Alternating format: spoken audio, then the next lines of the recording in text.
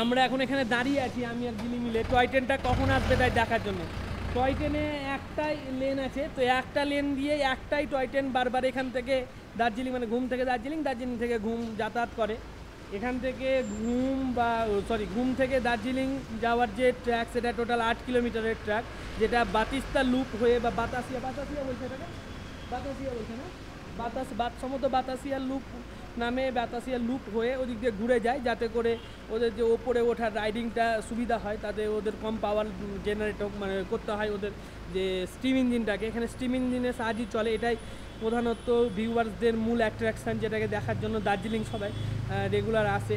তো দেখি দার্জিলিংয়ে এই টয় ট্রেনে চাপতে পারছি কিনা। শুনেছি টয় ট্রেনের ভিতরের যে ভিউটা সেটা খুব সুন্দর, যে চারিদিকে কাঁচ দিয়ে ঘেরা আছে, আর ভিতর থেকে বসলে আপনি চারিদিকের ভিউটা দেখতে পাবেন, ওপর এবং নিচে আশেপাশে সাইডে সব ভিউটা দেখতে পাবেন। এখন দেখি কখন আসে, আমরা এখানে দাঁড়িয়ে আছি। প্রথমে তো টয় ট্রেনের একটা ভিডিও নিব, তারপরে আমরা টয় ট্রেনে চাপার চেষ্টা করব, দেখি কতদূর কী হয়, ভাগ্যে এখন কি হয়, টয় ট্রেনে পাই কিনা। ঘুম স্টেশন এখান থেকে আমরা কালকে যেভাবে এলাম সেভাবে ঘুম স্টেশন বেশি দূর না, আমার মনে হয় এখান থেকে খুব বেশি হলে 1 থেকে 1.5 কিলোমিটার স্টেশনটা আছে।